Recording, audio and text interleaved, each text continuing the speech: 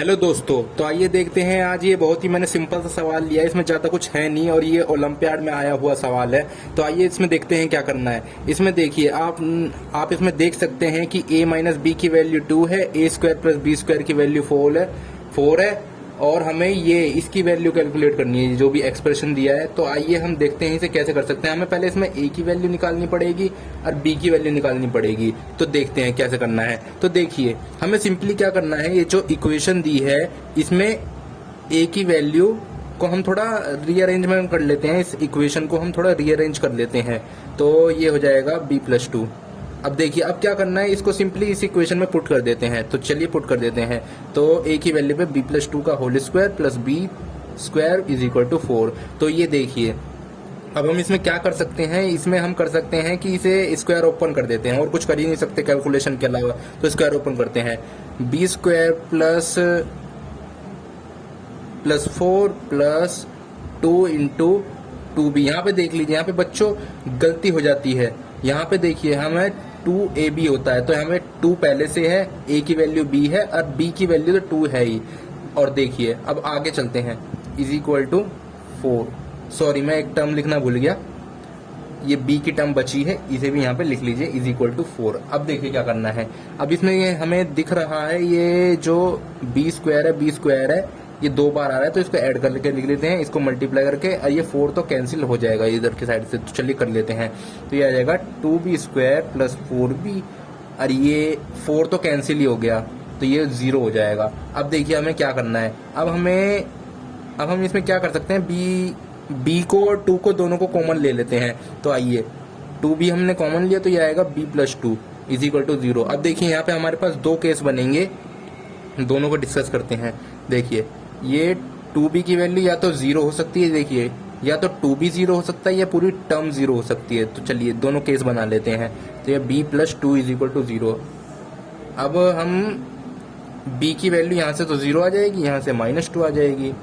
अब देखिए हम क्या करते हैं, अब हम एक काम कर लेते हैं कि a की वैल्यू पुट करते हैं। जैसे हमारे पास ऊपर इक्वेशन थी a की, a is equal to b+2, तो यहाँ पे b की वैल्यू 0 पुट कर देते हैं। तो यहाँ से a की वैल्यू 2 आ जाएगी और यहाँ पर इक्वेशन के हिसाब से जैसे ये इक्वेशन है b+2, यहाँ पे b की वैल्यू -2 पुट करेंगे तो ये +2 पहले से तो 0 आ जाएगी। तो यहाँ पे a की वैल्यू 0 आ गई। अब क्या पूछा है उसने हमसे सवाल में पूछा इसकी वैल्यू। तो आइए इसे भी निकाल लेते हैं। इसे कैसे निकालते हैं, इसे कॉपी कर लेते हैं,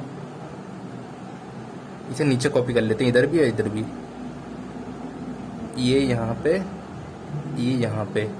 अब देखिए हमें यहाँ पर a की वैल्यू हमें 2 दी है इस वाले केस के लिए, तो ये यहाँ पे 2 की पावर 1992 प्लस b की पावर क्या है, ये 0 है, 0 की पावर कुछ भी रहे वो 0 ही हो जाता है। तो इसका आंसर आ जाएगा 2 की पावर 1992 इस केस के हिसाब से।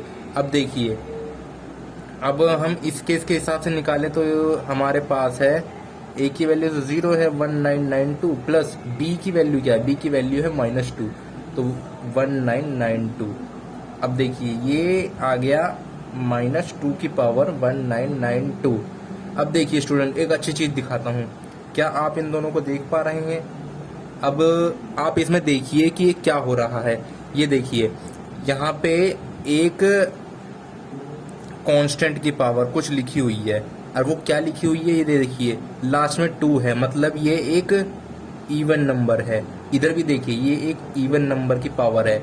अब देखिए ये 2 लिखा है तो 2 मतलब जहाँ पे भी एंड होता है उसके लास्ट में या तो 2 आता है या 4 आता है या 6 आता है या 8 आता है या 10 आता है, ऐसे चलता जाता है, सो होने से करके। तो देखिए हर बार एक इवन नंबर ही मिलता है हमें। जब भी हम 2 की पावर को खोलते हैं तो हमें एक इवन नंबर ही मिलता है और यहाँ पे देखिए ये इवन ही है। और हमने ये भी पढ़ा है कि अगर किसी नेगेटिव की पावर कोई इवन पावर हो, अगर हमारे पास नेगेटिव की इवन पावर हो तो हमारे पास आंसर हमेशा पॉजिटिव आता है, ठीक है, पॉजिटिव आता है। लेकिन अगर हमारे पास नेगेटिव की पावर ऑड हो तो हमारे पास आंसर ऑड मतलब नेगेटिव आता है।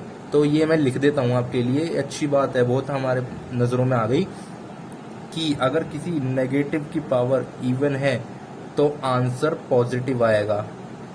लेकिन अगर किसी नेगेटिव की पावर ऑड है तो हमारा आंसर भी नेगेटिव ही आएगा। अब देखिए यहाँ पर 2 की पावर 1992 है, इसे तो हम कैलकुलेट कर नहीं सकते, ये हमारे लिए इतना बड़ा हो जाएगा, ये इसे मल्टीप्लाई करते रहो 1992 टर्म तक, तो ये तो हमारे लिए करना कोई बहुत बड़ी मतलब पागलपंती होगी, इसे हम करने नहीं वाले। अब देखिए ये नेगेटिव की पावर 1992 है, तो ये हमने पढ़ा है जैसे कि ये इसकी पावर, ये तो पॉजिटिव हो जाएगा लेकिन इसकी पावर यही रहेगी, तो देखिए दोनों आंसर सेम आ रहे हैं, लेकिन हमें दोनों केसों की वैल्यू बतानी थी, तो ये फैक्ट के हिसाब से दोनों सेम ही आ रहे हैं, तो इसमें ज़्यादा कुछ नहीं करना था, इजी सा सवाल था, तो इसका आंसर आप ये दे देंगे, बहुत ही इजी क्वेश्चन है, ठीक है। ओके स्टूडेंट्स, तो अगर आपको इसमें कुछ डाउट हो, इजी सा सवाल है, इसमें डाउट आना नहीं चाहिए, लेकिन तब भी आपको अगर डाउट आए तो मेरे से कमेंट सेक्शन में जरूर पूछे, देखिए बहुत इजी सा सवाल है, ठीक है। थैंक यू दोस्तों।